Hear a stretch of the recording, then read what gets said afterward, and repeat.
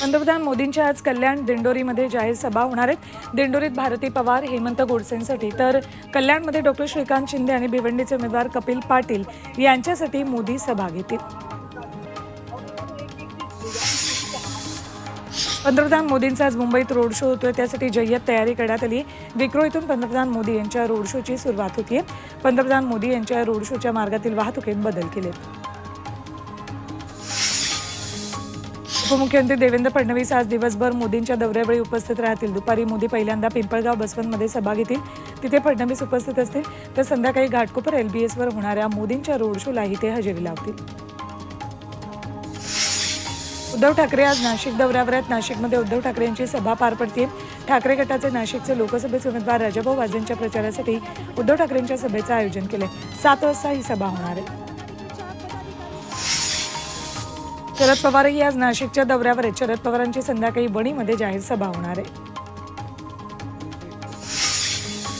उद्धव ठाकरेंचा एकनाथ शिंदेंसोबत समझोता झाल्याचा दावा प्रकाश आंबेडकरांनी केलाय। कल्याण लोकसभेत उद्धव ठाकरे पक्षाचा उमेदवार खरंच लढणार आहे का, असा सवालही आंबेडकरांनी केलाय। लोकसभा निवडणुकीनंतर ठाकरे शिंदे एकत्र आल्यास आश्चर्य मानू नका, असंही ते म्हणाले। मनसे अध्यक्ष राज ठाकरे आणि शिवसेना ठाकरे गटाच्या उपनेत्या सुषमा अंधारे यांच्यात व्हिडिओ वॉर सुरू झालाय। बाळासाहेबांवर टीका करणारी बाई पक्षाची उपनेता कशी झाली, असा सवाल राज यांनी केला, तर मोदी शहांवर टीका करणारे राज ठाकरेंचे व्हिडिओ सुषमा अंधारेंनी सभेत ऐकवले। नवी मुंबईत महायुतीचे उमेदवार नरेश म्हस्केंच्या रॅली दरम्यान मनसेचं नाराजी नाट्य पाहायला मिळालं। रॅलीवेळी कार्यकर्त्यांनी चक्क कार्यालय बंद ठेवून नाराजी व्यक्त केली। एकही कार्यकर्ता रॅलीत सहभागी झाला नव्हता। कार्यालयाला कुलूप असल्यानं नरेश म्हस्के कार्यालयाबाहेरूनच निघून गेले। जळगावात मतदान प्रक्रिया पार पडल्यानंतर सर्व EVM मशीन महाराष्ट्र राज्य वखार महामंडळ इथल्या स्ट्रॉंग रूममध्ये ठेवली आहेत। यावर नजर ठेवण्यासाठी कडक बंदोबस्त तैनात केला। दररोज जिल्हाधिकारी स्वतः या स्ट्रॉंग रूमच्या सुरक्षा व्यवस्थेचा आढावा घेत आहेत। घाटकोपर होर्डिंग दुर्घटनेनंतर आता सांगलीत महापालिकाही ॲक्शन मोडवर आली आहे। सांगलीतही होर्डिंगचं स्ट्रक्चरल ऑडिट करण्याचे आदेश दिलेत। पालिका आयुक्त शुभम गुप्ता यांनी होर्डिंग ठेकेदार आणि प्रशासनाला हे आदेश दिलेत।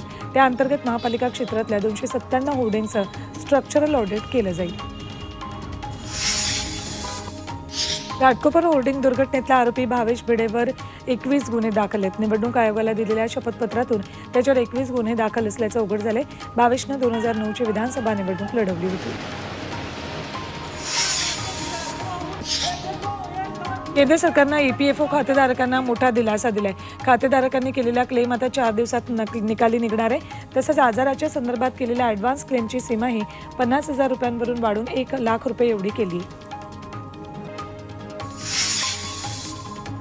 पुण्याच्या भोर तालुक्यातील रुळडेश्वर किल्ल्यावर छत्रपती संभाजी महाराजांच्या जयंतीनिमित्त अनोखं अभिवादन करण्यात आलं।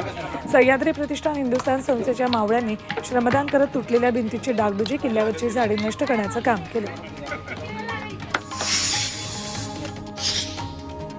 मुंबई पोलिसांनी गँगस्टर रोहित गोदाराला आरोपी केले। सलमान खान गॅलेक्सी अपार्टमेंटवर गोळीबार करताना त्याच्यावर गुन्हा दाखल करण्यात आला। आतापर्यंत 6 आरोपींना अटक करण्यात आली आहे। गोंदियातील सडक अर्जुनी नगरपंचायतच्या नगराध्यक्षांसह नायब तहसीलदार आणि अन्य 4 जण ACBच्या जाळ्यात अडकलेत। त्यांना 1,82,000ची लाच घेताना रंगेहात पकडले। कंत्राट मंजूर करण्यासाठी ही लाच घेण्यात आली होती। आठवडाभरातली ही दुसरी दुर्घटना आहे। पुण्याच्या भोर तालुक्यात दुर्गम भागातील निगुडघर इथे पावसामुळे घराची भिंत कोसळली। सुदैवानं भिंत बाहेरच्या बाजूला पडल्यानं मोठा अनर्थ टळला, मात्र यामुळे धान्य आणि संसारोपयोगी वस्तूंचं नुकसान झाले। घराच्या पडझडीची आणि नुकसान भरपाईची मागणी कुटुंबियांनी केली आहे। आंध्र प्रदेशच्या पालनाडूमध्ये खासगी बस आणि ट्रक यांच्यात जोरदार धडक झाली। या धडकेनंतर काही क्षणातच बसला आग लागली। यात 6 जणांचा होरपळून मृत्यू झाला, तर काही जण गंभीर जखमी झाले। त्यांच्या रुग्णालयात उपचार सुरू आहेत। बसमध्ये एकूण 41 प्रवासी होते। राजस्थानातल्या झुंझुनमधील कोलिहान खाणीत अडकलेल्या 5 अधिकाऱ्यांना सुखरूप बाहेर काढले। रेस्क्यू टीमला यात यश आले, तर आणखी 11 अधिकारी 1800 फूट खोल खाणीत अडकून पडलेत। लिफ्ट तुटल्यानं ही मोठी दुर्घटना घडली।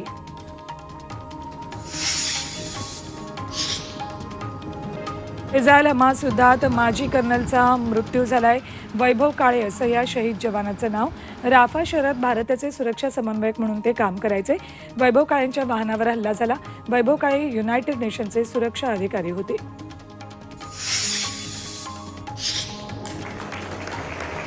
नागपुरात बॅडमिंटन प्रशिक्षक किरण माकोडे यांना पहिला भाऊ काणे स्मृती उत्कृष्ट प्रशिक्षक पुरस्कारानं गौरवण्यात आले. केंद्रीय मंत्री नितीन गडकरींच्या हस्ते त्यांना या पुरस्कारानं सन्मानित करण्यात आले. माकोडेंना पुरस्कार स्वरूपात स्मृतिचिन्ह आणि 1 लाख रुपये प्रदान करण्यात आले.